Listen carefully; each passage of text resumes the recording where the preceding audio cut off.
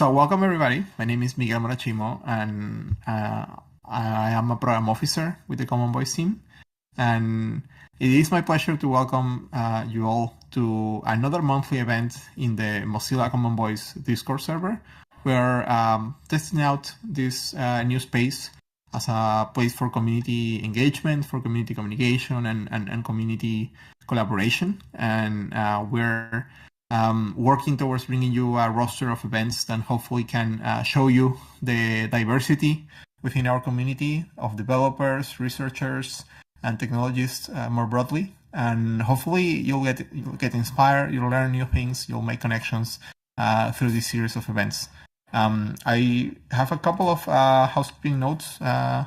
First of all, this event is being recorded and also live streamed via YouTube. For those of you who couldn't join us live on the Discord channel. So bear that in mind when asking questions. If you turn on your camera, your image and voice will end up being recorded and distributed over the internet. If you're not comfortable with that, you always have the chat feature within Discord for you to make questions to our presenter. And also for you, those of you who are following via YouTube or other channel, you can also drop questions in our Matrix channel, in the Common Voice Matrix channel. We'll be monitoring that as well.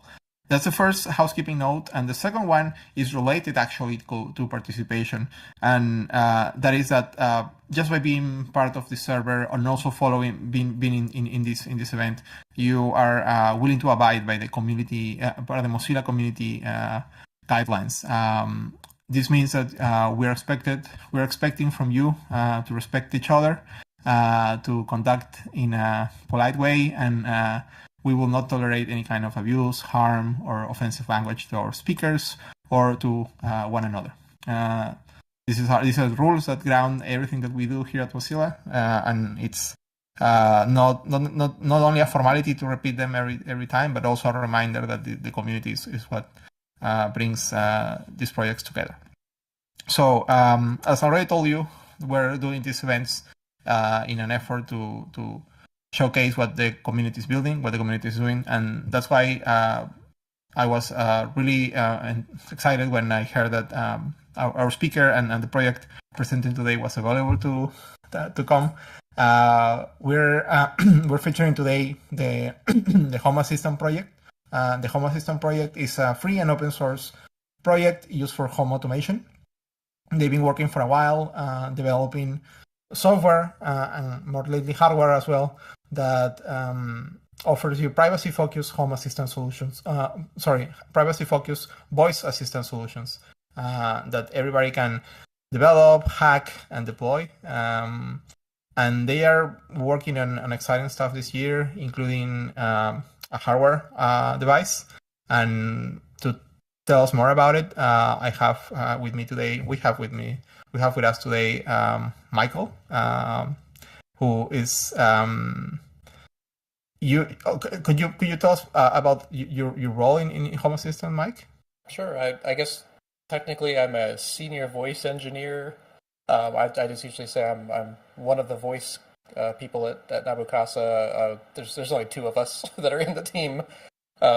But yeah, I was hired in 2023 to kind of kick off. They called it the Year of Voice, and that was a real big push in the Home Assistant project to get voice. Right, because the Home Assistant project is not exclusively about voice, right? There's like the software has also like knobs and buttons that you can press if you don't want to use voice.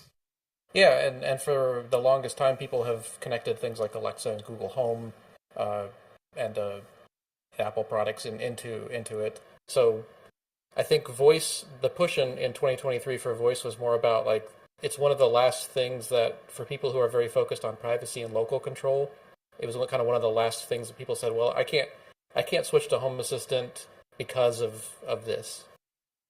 Right. So I apologize because I just pulled you into the weeds, but maybe let's take a step back and for those who are not that familiar with the Home Assistant project, could you tell us more about it and what role does Nabu Casa, the entity that you work for, play in that project?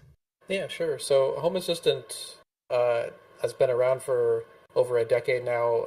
It's actually one of the most active open source projects in the world, according to GitHub, or on GitHub. And so what it does is it's a free open source home automation, and the idea is, rather than having an ecosystem like, you have Google switches and Google thermostats and all this stuff, the idea is bring in things from everybody, use open standards where possible, or try to push the boundaries and get access to, proprietary standards to let people have choice. So Home Assistant's kind of this nexus of bringing all these devices together. And allowing you to create automations for your home, or create dashboards, things like that. There's also an app. So the original project, the founder is still part of it and very active, Paulus. And so he started the project as kind of a hobby thing way back 2013.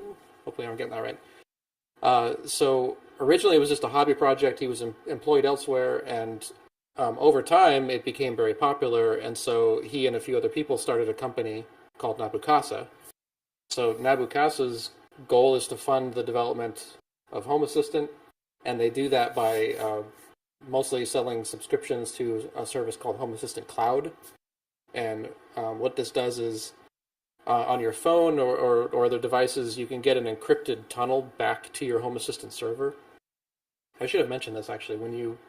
When you run Home Assistant, you get some piece of hardware like a Raspberry Pi. We also sell one called the Home Assistant Green, which is very similar to a Raspberry Pi.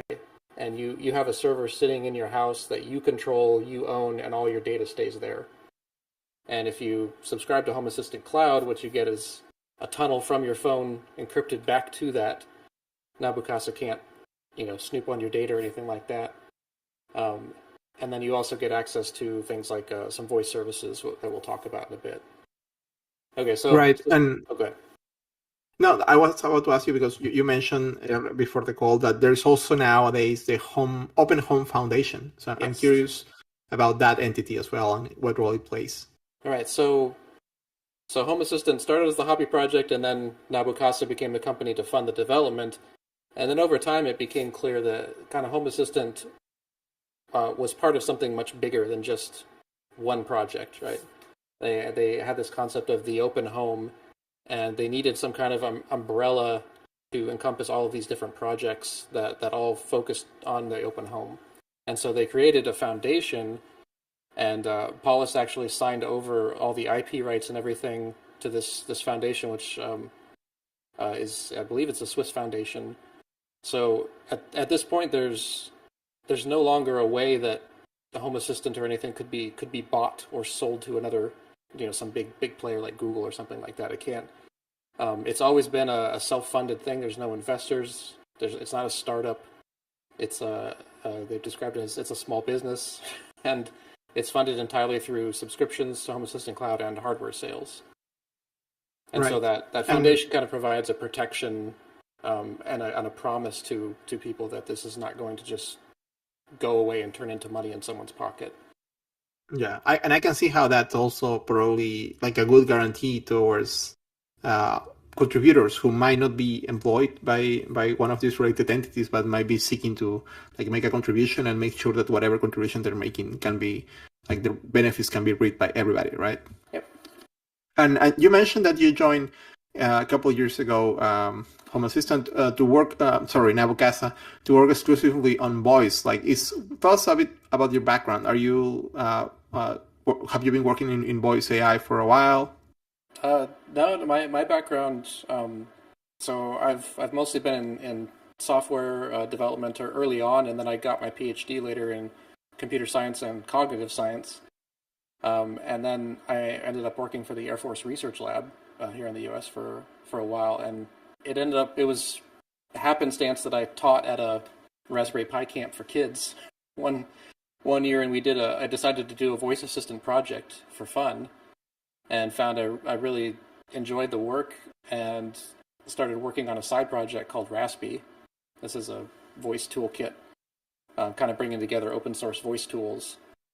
And I had that as a hobby project for a number of years, and it caught the attention of of the Home Assistant folks, and eventually, at the right time, they said, "Hey, we're going to do this push. You're the voice. Do you want to be the guy?" And I was like, "Yeah, absolutely." So I've been doing it for a number of years, but it's not. I haven't been doing it for decades yet. Amazing. So almost like a hobby that turned into a main job as well. Yeah. And so prior to you entering Home Assistant, was voice like a dimension on which the product operated, or is this like a new line of work? You mean the Home Assistant project? Yeah. They've had support for things like Alexa and Google for a while, but they're kind of to the side in the project. They're not embedded really well. So, for example, you can't with Alexa, you can't get whatever the user said and do something with that. Alexa can, you tell it to like turn on the lights, and it can talk to Home Assistant to turn on the lights, but you can't get the phrase the person actually said, and so it's not really deep control. And also, it's closed off too, and you can't control whether it goes to Amazon server or somewhere else. So, and that's also a key distinction, because prior to this new set of features, people could use their voices to like control or automate certain places, certain parts of their house, but they will be limited by the devices that they could use, because they will be proprietary devices, and also they will be limited by the capacity of those devices to understand them. Right? Yep. Like, for instance, I speak English with a Spanish accent, and probably like I will need to choose a device that can understand me, right? And likewise with people speaking multiple languages. So I guess, besides the privacy, also implications that you just touched upon. So I guess this is like the opportunity that the Home Assistant project saw, right? To precisely bridge this gap. So tell us more about like how you have been working on that. Yeah, so our idea was we're not just out there to create one way for people to use voice in Home Assistant. We wanted to create an open voice ecosystem, and there have been a number of companies and organizations that have pushed for this in the past. This is not the first attempt, but in each of those cases, things have failed for one reason or another. I was actually part of a company called Mycroft that had been pushing for this for years. And unfortunately, they ended up folding because for a number of reasons. Their product was too expensive and just kind of at the wrong thing at the wrong time, unfortunately. And so, for the Home Assistant project, we wanted to create a number of components that people could swap out and standardize how they talk to each other, so that people could not only get voice working, but that other people could experiment with different types of voice services and find something that works for them, or create something new, right? Right. And and where does, you mentioned that in the past Home Assistant could be deployed in a Raspberry Pi or any kind of like a small computer, but you had already like some hardware devices, right? So what role does this new hardware that you're launching pretty soon, the Home Assistant Voice Preview Edition, will play? Right. So this is out now. You can buy a Home Assistant Preview Edition. Actually, I have one right here. So it's a little hardware device. It's got a nice little wheel on it. I love the clicks. Yeah. No. Yeah, you can. Oh, actually, down here. Sorry. It's a physical wheel. LEDs light up, so if you like here, I got mine muted. I don't know if you can see that very well because of the ring light. So what's cool about this device? It's meant to be a voice satellite. So they're about $70 a piece US, and you can buy. If you get multiple of them, what they do is they talk to your Home Assistant server. So they run a wake word detection algorithm on there, and then when they have a specialized audio chip that helps clean up audio, and it will stream the audio to your Home Assistant server, and from there you get to choose how you want it to be processed. Kind of the easy path is if you subscribe to Home Assistant Cloud, we hook you up with a private connection to Microsoft Azure, and there you can get speech to text and text to speech services for a lot of languages. But that's kind of the easy path for people. but we have the ability for you to install local voice services and run them on your Home Assistant server or a different computer. Things like Whisper. We have our own text-to-speech system called Piper that I created, and then we support. There's other community-driven add-ons that people can install too. Right. And could you tell us more, like, coming into the topic of like data sets, like Common Voice, like, could you tell us more about what goes into like training models and technologies like you just described? What kind of data you use to for this development? Yeah, so for Piper, especially, this is a text-to-speech program, so you give it text and it speaks a response back to you. There, I've been actually getting volunteers to read data sets for me when I can't find data sets out in the wild. For text-to-speech, you really want like very few speakers, very high-quality audio, no background noise, all that stuff.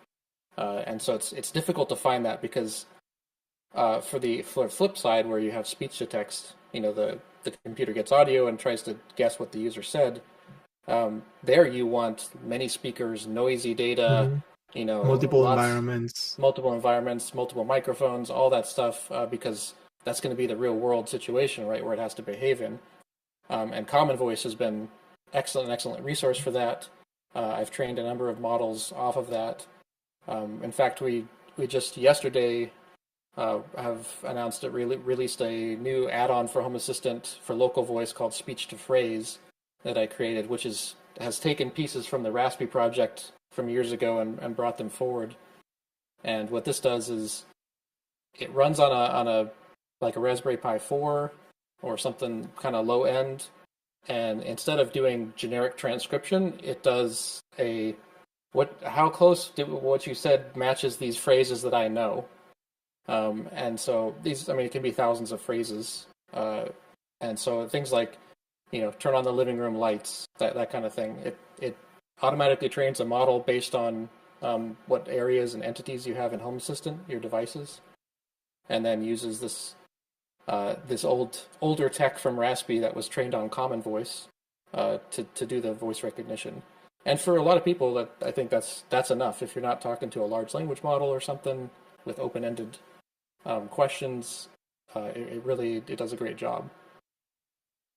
Right. And as you're out in the world looking for these data sets, besides the quality and the fit to use to the use case that you're seeking, what other things you have in mind or you look control for in looking for these data sets? Is like licensing or licensing's a big one.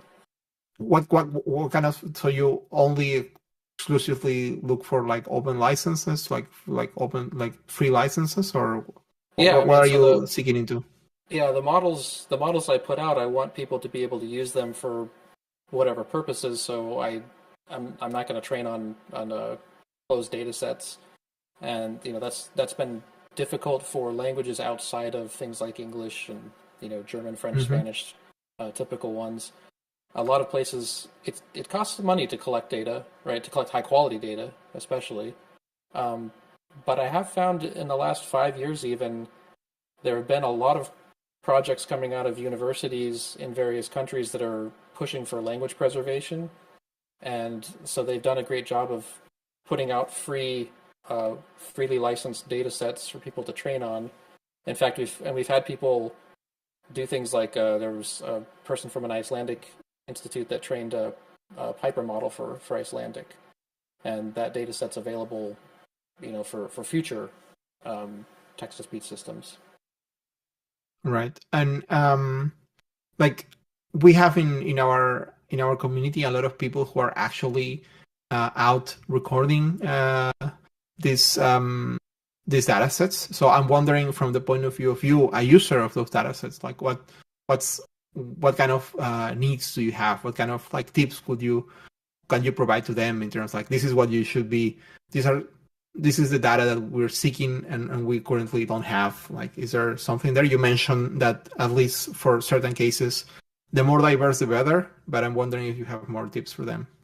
So there's kind of, I would say, three different types of data we're looking for. Three different. They're all audio. It's all audio, but for different purposes.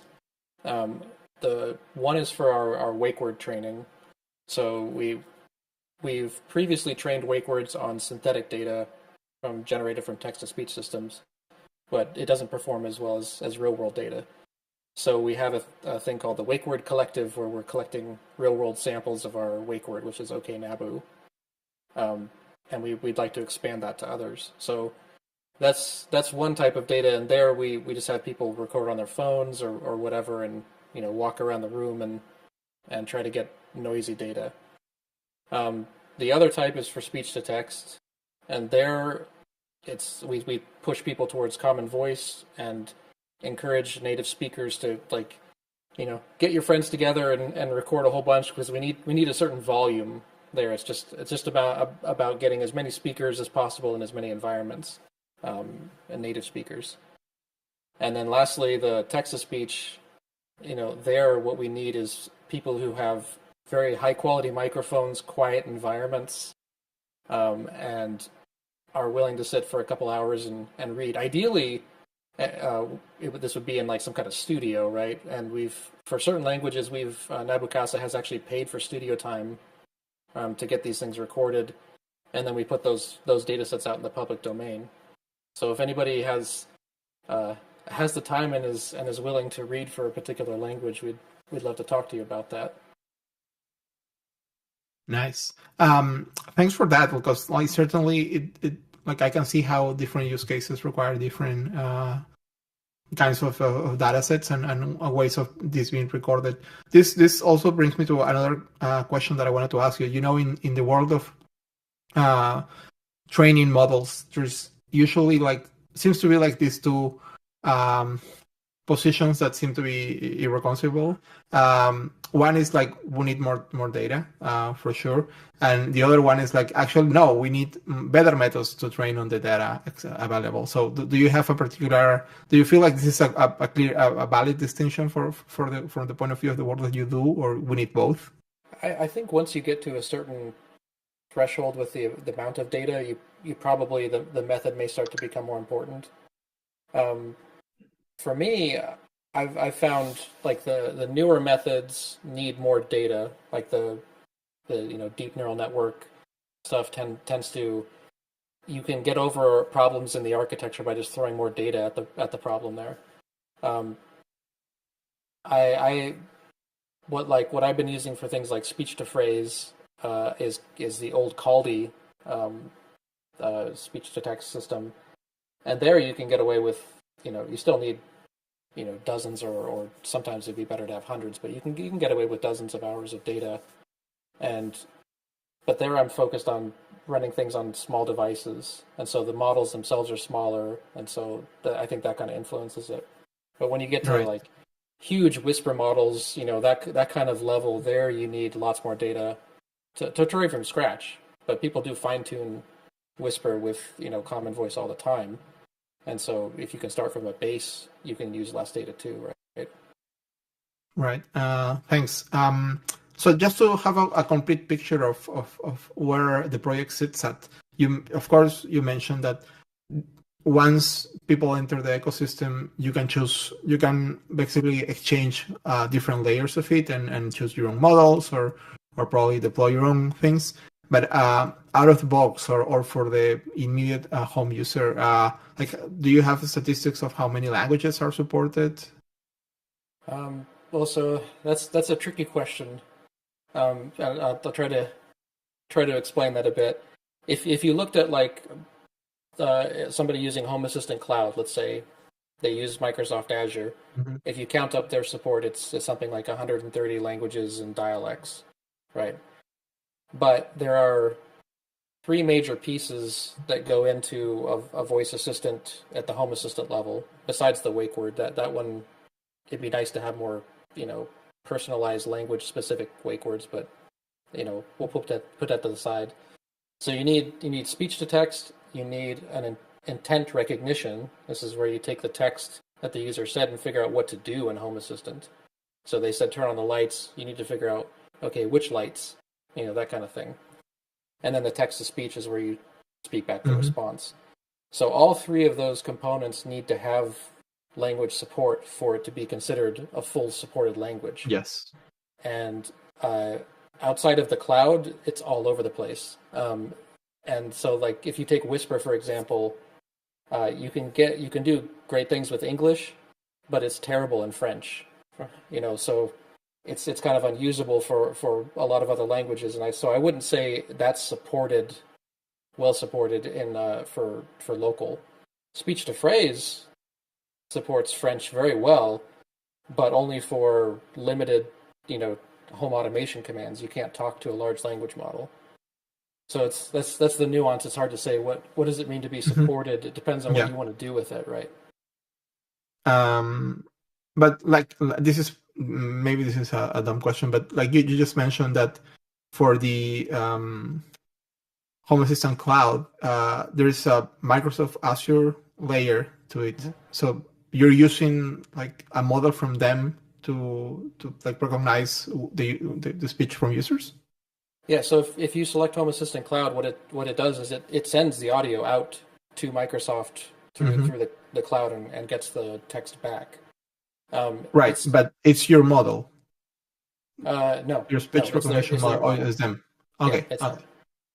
Okay. Thanks. Yeah. I can't take credit for that. We have actually about this. We have a couple of questions from the chat, and I appreciate you all sending us your questions. So Ravis tells us that this person is a big fan of Hey Jarvis wake word in Home Assistant, but in Latvia they have a slight English accent. So Hey Jarvis does not work as good as Okay Nabu. I remember there was some link to collect samples from wake word training, but I can't find them anymore. It was a sort of common voice for wake words. I think you just referred to this, right? But maybe you can point. It's we called it the Wake Word Collective. I don't know if I can post a link in here. If you search for a Home Assistant Wake Word Collective, you should find it. But and that's precisely the project you were telling us, where you invite people to record themselves using their cell phones or whatever, simply like different versions of these wake words. So currently, this is only collecting for OK Nabu. We're kind of trying to be careful with this. People really like Hey Jarvis. The problem with that is the same thing with people want us to train an Alexa word. We're worried about angering big companies. So while Jarvis, in the sense of a voice assistant, I would say is kind of a Marvel Disney property in a way. Although I think you could argue it in court differently. But Amazon, of course, with Alexa, it's one of those things where we're trying to just stay away from it. And this is why we chose OK Nabu, because we're called Nabu Casa. People aren't going to sue us for that. But we would like to add more wake words in the future to the Wake Word Collective. Thanks. So also Matt asks the following question about wake words as well. What's the most optimal setup for multiple people using the same device with different accents? Are we running 2 separate custom wake words listeners there? Any advice? Thank you. I would say if the wake word isn't working, the single one, then running multiples is probably the best way to go. This completely depends on which wake word system you're running. If you're on like a Home Assistant Voice Preview Edition or one of our other ESP-based devices, then you're probably running micro wake word, and there it's you have OK Nabu, Hey Jarvis, and Hey Mycroft, and you can run multiples of those wake words. If you're on a Raspberry Pi based thing, there are ways you can train your own wake word on your own data, which can be really helpful. There's a project called Open Wake Word that we've talked about in the past on our live streams. We had the creator come on, and they have like a Jupyter notebook that you can you generate text to speech samples, but you could also layer in your own data and kind of help push it towards recognizing you better. Thanks for your answers, Mike. So I want us to talk also about you touch upon like different moments where communities members or contributors from outside the core team of developers have stepped in and provide you valuable like pieces of the toolkit to do your work.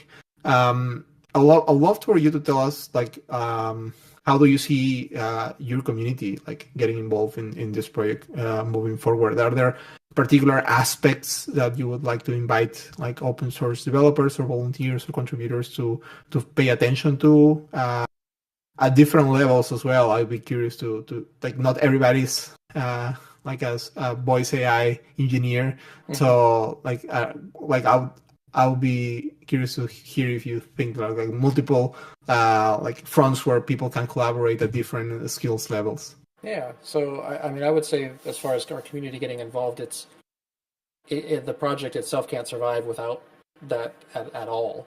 I mean, despite having a little bit of schooling in some different languages, I only speak English. I can barely remember high school French. I took like a year of Japanese in college and could barely remember that. So I don't have the language skills to put this all together. We rely very heavily on, especially for our intent recognizer, where you take the text that the user said and try to figure out what to do in Home Assistant. We have a whole group of, I think we're at 63 language leaders. These are community members who construct these templates, like sentence templates. Let's say, turn on name, turn off name, that kind of thing. A little bit more complicated, but that style. And they put these together for us in that particular language, and then they'd get feedback from other users who speak that language. Say, I tried to say this and it didn't work, and they say, okay, I'll help. We'll add that in as a possibility. So that's one way for people to contribute, is just to say, I tried to say this and it didn't work. I expect it to work, and here's why. And that helps a lot. We also, people who understand like writing templates and a bit of YAML, if you're at kind of that level, you can become a language leader and help us get support for your language. And then for people who are willing to contribute their voice, if you want to do it anonymously, Common Voice is a great place to go. If you think your voice sounds great and you'd love to have everybody hear you, and if you can read for a Piper data set, that would be much appreciated. If I can find data sets online that I can use, even if they're not the greatest quality, I sometimes will just go ahead and train a voice anyway for Piper, for example, and put it out there, because I find putting out something that's partially working often gets people to say, hey, I think we can do better, and they then volunteer. So things aren't always perfect, but it gets people engaged, and they provide feedback, and it's almost universally been positive feedback in terms of, I'd love to contribute, not, I hate you or something like this. And what's the main point of connection for your community? You mentioned that you have these language representatives and an active roster of contributors. Is it GitHub, or do you use any other tool to activate your community? I'd say it's mainly GitHub and Discord are the main ones. We do have a community forum, but the Discord is much more active, and GitHub is kind of the central place where it all comes together. There are occasional meetups too, like people will have Home Assistant meetups in their country in particular regions, and if we happen to be in that area, we'll try to do a meetup, and that's actually been a great place to meet members of the community. I'll make sure to drop a link to the Discord server in the chat. We have another incoming question. Ravis also asks us, an issue I ran into when using the Home Assistant Voice Preview Edition was noise from the hard drive spinning in the NAS close to the microphone. So some way to record ambient noise or silence and then filter it out would be nice. a developer-friendly version of this would be a good start. So it seems like he's struggling with environment noise. Yeah. So the audio chip inside can take out some environment noise, but if you have it, we recommend putting it, a little bit away from noise sources if you can. Yeah, there's not really a great way to do this. We don't have a pluggable audio filtering pipeline in at the moment. But that is something I'd love to get to someday. I don't have a great solution for you at the moment, unfortunately, except to suggest moving it away from the NAS. There are really cool. Already, people have come out with 3D printed wall mounts. Somebody came out with one that actually clips into one of those IKEA corkboard style things. So there are options in that. I know it's not the greatest answer, but that's all I got for now. So before I ask you about the next steps for Home Assistant, you touched upon at the beginning on how privacy is like a part of a big part of the value proposition of the whole project. So as you keep developing and planning these new products, like how do you think about privacy as a value? What methods or checks you usually like consider or run into for this, or is just that you sleep well thinking that by design this is supposed to be local, therefore is caveat emptor? I think for us, the way we ensure, or the way at least I feel good about sleeping, with the notion of privacy is that things are open source and hackable, not locked down. And so in that sense, like even if we were to suddenly, I don't know, all turn evil or something like this, people could still just use a different piece of software for their device. So as an example, I keep bringing up the voice thing. This is running a standard ESP32S3 chip inside that you can flash with whatever firmware you want. And even the audio chip, it's from a company called XMOS. The firmware for that is also open source, and you can flash your own firmware. So people can completely take over the device and do whatever they want with it. That's kind of been the case with all the pieces of hardware from Nabukasa. So there, I think it's a matter of we don't lock things down, and so that helps keep everybody happy and keeps everything in check. Right. And this reminds me also of another question that we often ask our guests, which is, in Mozilla, we are big believers of open source AI. And we're often asking ourselves, how can we make sure that open source AI is winning, right? Do you have any takes? Do you feel like it's winning? Do you feel like we're losing?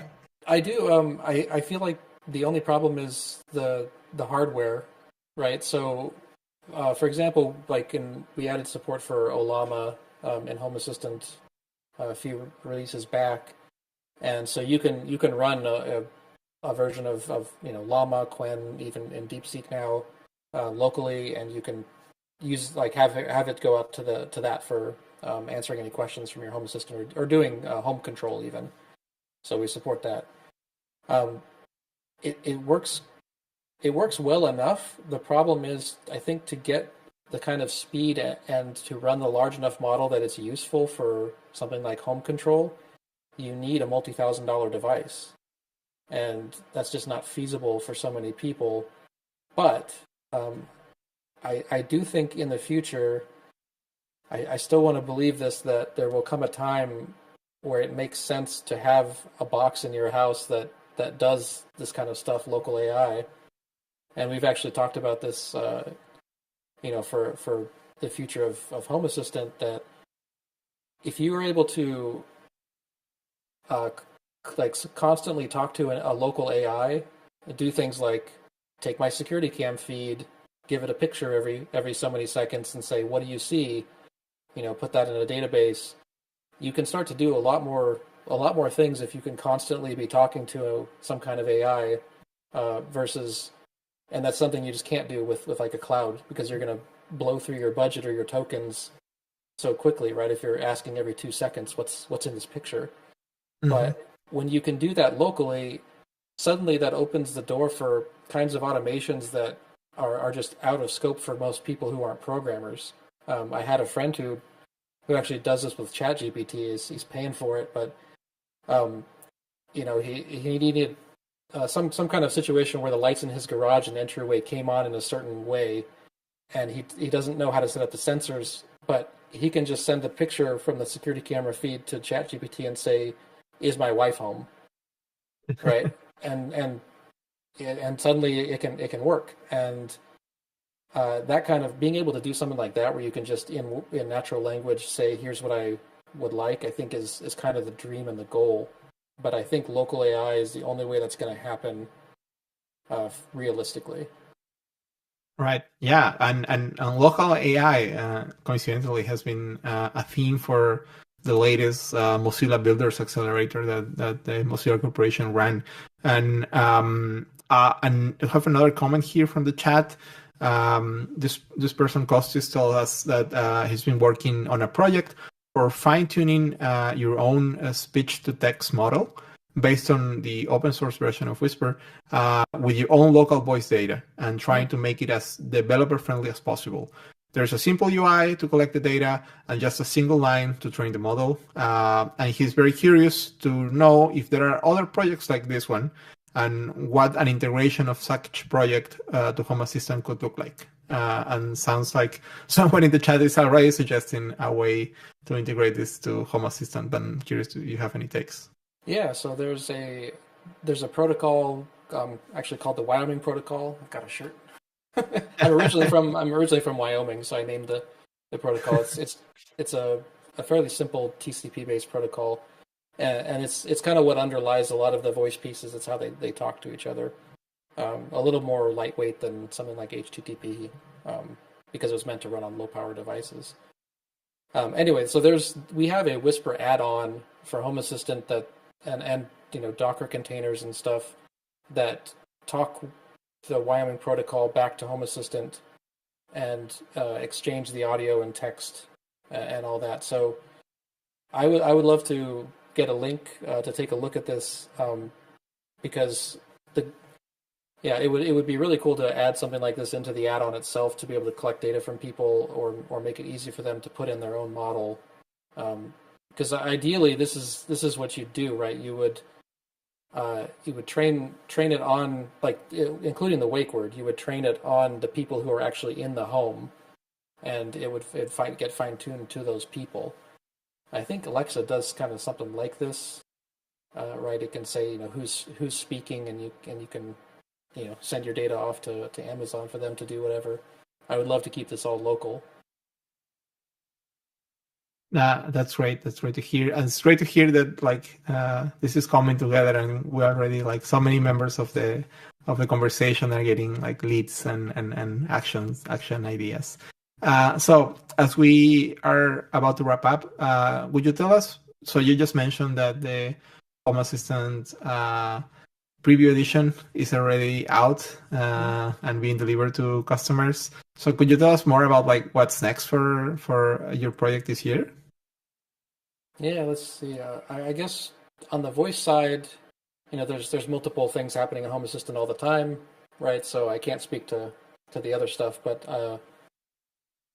on the voice side, our next kind of goal is to make it more conversational.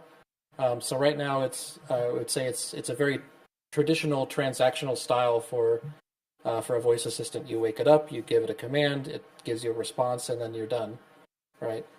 And what we'd like to do is have that be more of a conversation that you can, the AI could say something, or the assistant could say something back to you. You could say something back to it, or it could ask follow-up questions, that kind of thing. And we've kind of started down this path with large language models, where on certain devices you can have it call out to the user and say something, and then ask them, a question, and they can give a response and continue a conversation that way. That's currently only working, oddly, with analog phones. We have that working through VoIP. It's kind of a fun project that Paulus really likes, and I think it's really cool. So Home Assistant can actually call an analog phone through voice over IP. Say, oh, you left the garage door open. Would you like to close it? And the user can say yes, and then it'll do it, and then you That's amazing. continue the conversation. But through this the preview Home Assistant Voice Preview Edition, we'd like to have that as well. By the way, before I forget, we keep talking about it. It's called the Preview Edition. So why is that? Yes. When is going to be the main edition? So I don't know if there will be one. So the reason it's called Preview Edition, this is maybe us being a bit too honest and not very good at marketing, is that the hardware is as good as we can make it. This is great hardware. The software for some people is still in need of work. It's a work in progress. So we want people to see Preview Edition and go look up and find out, okay, will this actually work in my language for me before they buy, right? We don't want people to buy it and then get disappointed. And if you're speaking, English without a heavy accent, and then it's probably going to work great for you. But if you're I don't know, if you're speaking Romanian, for example, and you want fully local voice, well, there's going to be some challenges, right? And we need to work on that. Right. And precisely because of the multiple complexities of offering like a full-on like language support that we just discussed, right? Yeah, and then couple that with the type of hardware that people run. So Home Assistant has opt-in analytics. You can choose to opt in and have your hardware like pushed up and everything, so we can see what people are actually running. Based on those analytics, about half of people are running on something like a Raspberry Pi 4 level of hardware, and it's a bit difficult to compete with a data center, from Amazon for doing fast and high quality speech to text, text to speech, right, with a Pi 4. Right. So just a reminder that we're wrapping up the conversation with Mike. So last chance to make questions. And so you mentioned GitHub, you mentioned Discord. Where else we can go to stay on top of the new releases and activity coming out of the Home Assistant projects on Nabu Casa? Yeah, so we put out live streams every now and then on YouTube and various other platforms. We had one yesterday, so you can go check it out on YouTube if you're interested. We did Voice Chapter 9. We're just calling them chapters, and so it's usually like every 2 months or so we do a live stream and kind of talk about all the new features in voice. So that's probably a good way. And then there's always a blog post that accompanies that. So if you follow the Home Assistant blog, you'll see that stuff come up. Or if you want, email me at voice@nabucasa.com. I do my best to get back to people. I do get a large volume of email, and so it sometimes can take me some time, but I love to hear from people and have conversations. Of course, we all know that voice enthusiasts are loud. So we have one last question from my colleague Jess from the Common Voice team, and she's asking us if you can talk to us about the projects, communities, or resources that you would want to recommend to folks interested in this space beyond Common Voice and Home Assistant. Is there something else that inspires you, or you think it deserves more attention than it currently has? That's a good question. So I suppose it depends on where you're coming at this from. To me, when I started out doing Raspy, I was inspired by what people were doing with Caldi at the time. It had, the Pocket Sphinx era had kind of come to a close, and Caldi was where a lot of the active development was happening, and then things went over to like SpeechBrain and other stuff. I feel like a lot of, especially looking to the future, a lot of stuff is happening with the large language models, and it does seem that the future may be really these all-in-one models that are voice in, voice out kind of situations. So I think if I were starting out in this area, that's where I would focus on is, I don't know what you even call them. They're voice language models maybe that kind of combine a speech to text intent processing and text to speech all in one, and then they do it though like almost like a phone call with an AI, right? And I think that's the future and the dream, right? Is to have that. So I would focus there. Is there like one community or project that stands out in that space for you? Unfortunately, I have not seen a lot of work in the open source space on this.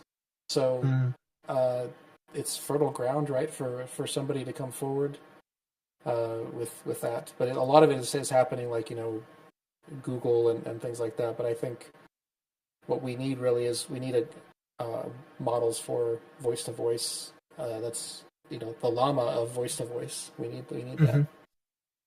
Great, and also like I will be reprimanded if I don't make the necessary plug to the Mozilla AI Discord server, where the collection of open source AI projects from Mozilla are being developed, and their communities are meeting there, and they've been great partners to us as we evolve this Common Voice Discord server as well. So thanks to them, and thanks to you, Mike, for joining us this morning, this winter morning, to chat about your work and to tell us about what's coming up next for Home Assistant. It's been a pleasure, and hopefully we'll see each other sometime soon. And please feel free to bring to the server updates and ideas or questions. And likewise, we'll be keeping an eye out on your Discord server to see how else we can collaborate, or what opportunities